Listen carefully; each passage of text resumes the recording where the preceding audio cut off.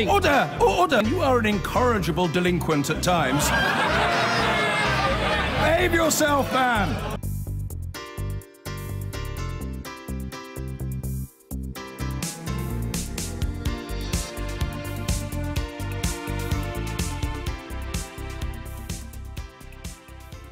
Now, it's no secret the Labour Party has changed quite considerably under Jeremy Corbyn, not least because of the hundreds of thousands of new members who have recently joined. However, a fairly large number of his MPs are unhappy and worry that their party has lost the centre ground, something that Mr Corbyn addressed at the last Labour conference. It's often said that elections can only be won from the centre ground. And, all right, in a way, that's not wrong, so long as it's clear that the political centre of gravity isn't fixed or unmovable. Nor is it where the establishment pundits like to think it is, because they know everything, as you know.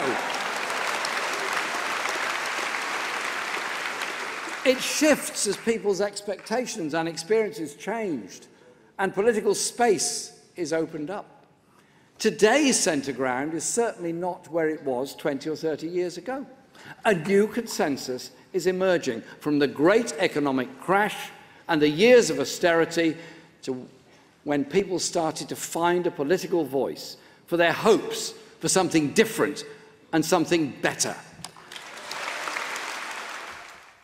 That was Jeremy Corbyn. Well, listening to that are two Labour MPs from very different wings of the party. Chris Leslie has just published a new pamphlet called Centre Ground with the Social Market Foundation, and he is, shall we say, sceptical about Jeremy Corbyn's leadership, no secret, and Chris Williamson, who is a keen supporter. Great that you're both called Chris for this debate. So where is the centre ground in politics now? Well, I think the centre ground shouldn't be confused as a sort of greyscale mashup between the extremities of the political spectrum. I would argue that the centre ground has distinct values and principles of its own to do with responsibility, yes, to do with fair play, but also evidence-led policy making, not ideology and populism, which has definitely been on the march in recent years. And that's where I think the real dividing line is now between responsible politics and populism. Right.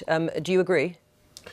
Well, I agree with some of what Chris has said, but I think Chris is living in the past. We've moved on from 1997 in the new Labour era, and actually if you look at where people are at now, looking at polling in terms of our programme, the overwhelming majority of the public actually support what Labour is now putting forward, whether it be public ownership, whether it be housing, whether it be education, whether it be public services.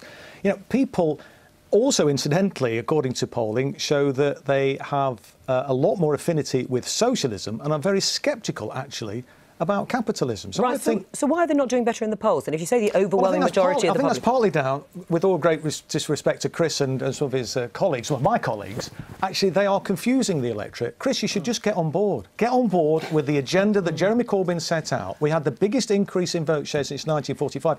And in Chris's seat, thanks to the Corbyn surge, Chris got the biggest vote he's ever achieved. Well, get with the programme, Chris. Yeah, I mean...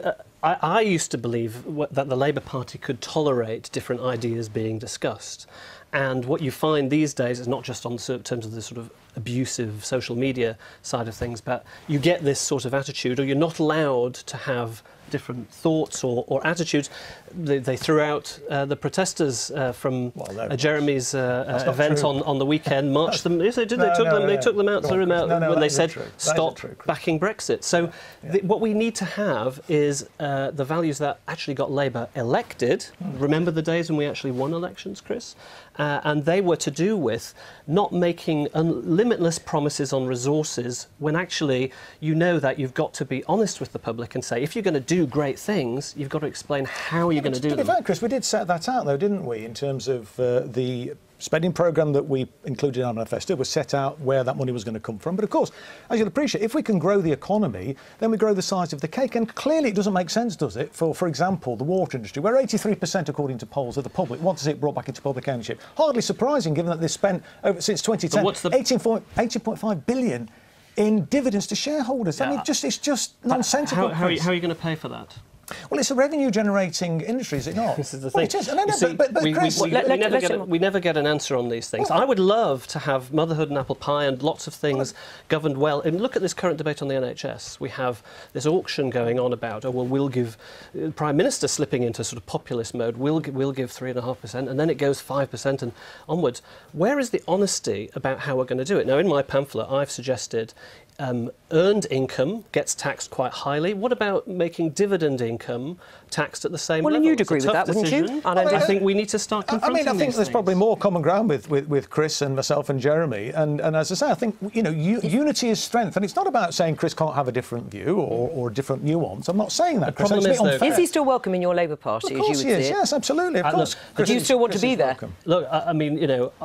It is certainly not a time to be giving up on the Labour Party, but it is being made very difficult by the sort of ideological zeal and fervour. Common sense, Chris. Well, look, John, I'll give you an example. John McDonnell says he's a Marxist. Right? You have to be quite quick, Chris. You're a Marxist as well? Well, all I can tell you, Chris, is that all I can tell you is, Chris, that what we're putting forward is plain common sense. Common sense, all right. socialism. On that common sense, we're going to end the programme.